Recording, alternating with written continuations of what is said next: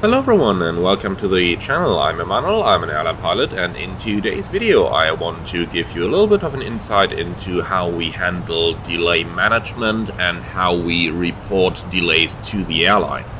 I'm doing this one with the Phoenix A320 because in the Phoenix we have this lovely little feature here from the Air Traffic Service Unit where our company is actually going to ask us to explain any delay that we may have. So over here we departed 10 minutes delayed, so they ask us to send a delay code for 10 minutes. Let's go back into the menu and then we go to ATC delay, and over here we can fill out our delay code information. And this is more or less the same as in any other airline. For example, in my airline we're doing it with an iPad where we have to fill in the delay code, but the general idea is the same in pretty much any airline. So we've got to assign a delay code, and they are divided from numbers from 1 to 99, and then we've got to assign how many minutes we want to assign for that delay. So for our departure today we had 10 minutes of delay and we want to assign those right now. Now, before I'm going to show you how to do it, particularly in the Phoenix A320, let's quickly have a delay by looking at the standard IATA delay codes. And this is what they look like. As you can see, we've got some airline internal codes assigned up there. Then we've got stuff like no gate availability due to own airline activity, scheduled ground time less than declared minimum ground time. And then we basically got a couple of different groups of delay codes there. We start with the passenger and baggage. For example, late check-in, acceptance after deadline would be, for example, when the check-in is supposed to close but they still accept new passengers, and that's causing a delay then. Another one that we often see as well is 15, boarding, discrepancies in paging, missing checked-in passengers. Now that is one that we see quite often. That includes, for example, also when the boarding simply takes longer than it is supposed to. So let's say, for example, because the passengers aren't quick enough to queue at the gate and stuff like that. Then we've got the cargo and mail, which includes all kind of stuff like late acceptance of cargo, which means after the deadline again.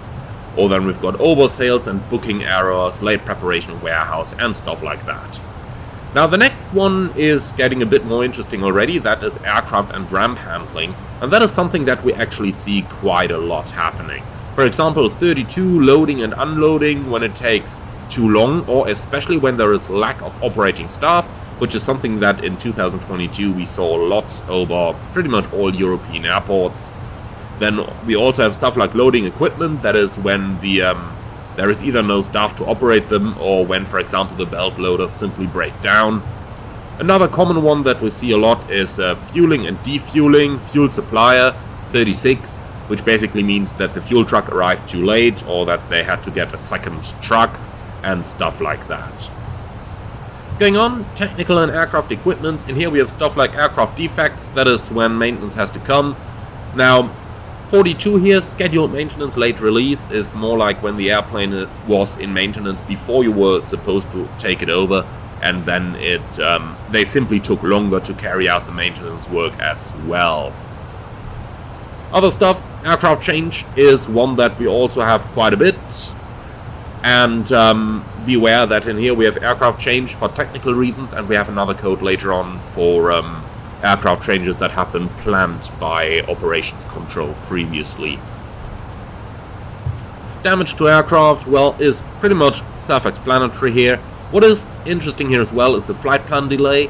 That can happen when your company simply doesn't have the flight planned yet by the time that you're supposed to go, and that causes delay to the flight. Flight operations and crewing, also something we see fairly often, and that includes stuff like operational requirements, 62, one that we use quite a bit, and that might be, for example, when one of the pilots has to be outside of the cockpit doing refueling supervision during fueling and boarding activities. So that might be a typical operational requirement. Another one, flight deck crew shortage, also something we see quite a lot, and that is, for example, awaiting standby crew members, or when crew members have been limited by flight time limitation. For example, they landed late on the day before and then on the successive day they couldn't operate on the scheduled flight time. That would be a typical case of the 64 delay code. Similarly, you have the same for cabin crew and so on. Weather, typically if weather on the departure or destination station is bad enough that you have to stop the ground handling, for example, you can't do walk-on, walk-off boarding or deboarding during thunderstorm activities. The same for refueling, you can't refuel during a thunderstorm, and stuff like that. Now comes the one that we pretty much see most often, that is air traffic flow management restrictions, basically airport slots. So that is 81 is the one that we probably use the most, which is air traffic flow management due to en route demand and capacity. That's basically when the ATC stations en route are overflowing and therefore they cannot accept any more traffic. Every controller can only handle so many aircraft, and when it becomes obvious that there would be more, they impose slots due to the en route demand and capacity. And that is something that you see during summertime in southern Germany, in France, in Italy, in Spain, basically all the time. Another interesting one here, airport and government authorities, is number 86, immigration, customs, health. Now that was one that we used a lot during COVID when they did additional COVID health checks or vaccination checks and stuff like that at the boarding gates, which delayed the boarding. Another one that we also see quite a bit is 89, restrictions at airport of departure with or without ATFM restrictions, and that can include ATC, startup and pushback, and so on. So basically when the ATC frequency is congested, you can't get clearance in time, or when there is other aircraft behind you blocking you off your pushback, that is where you would use delay code number 89. Reactionary, that is more like when aircraft comes in late, one that we see almost every day, 93, aircraft rotations, late arrival of aircraft from another flight or previous sector. That's basically when you arrive delayed, then obviously you will probably depart delayed as well, then you can take a little bit of the delay on that. Okay, and miscellaneous, well, is pretty much self-explanatory down there. So let's go ahead and talk about how to use that in the Phoenix A320 then. We need to send a delay for 10 minutes.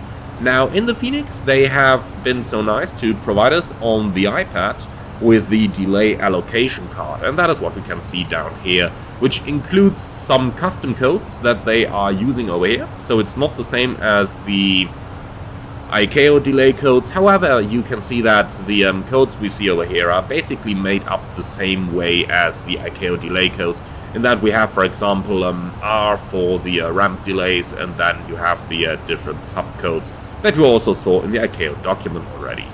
So we need to make up for 10 minutes of delay on this flight. Now, on this particular flight, we have been departing a self-maneuvering stand, which we have down here, OSM. Now, in my airline, we are allowed to assign a maximum of 4 minutes delay due to the self-maneuvering stand.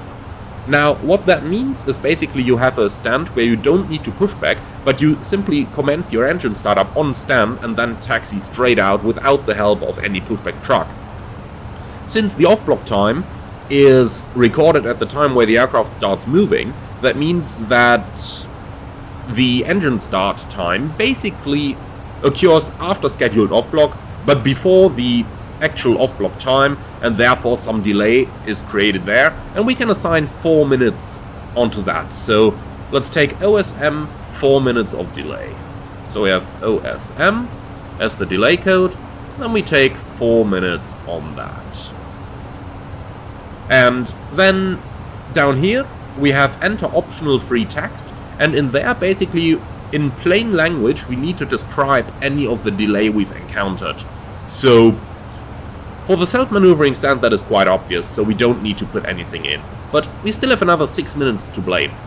And for those, we encountered an ATC startup delay, meaning that air traffic control have delayed our clearance to start the engine.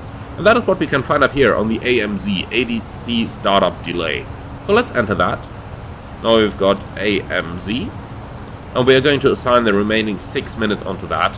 But that is something that we need to explain to the company so that they know what has been going on and that they can handle that. in other words, that they can check if there is something that might be improved in a future flight, and therefore if there is systematic changes that could be done.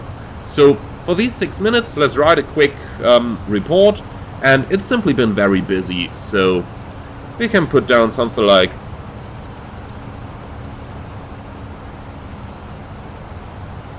here we go, busy frac,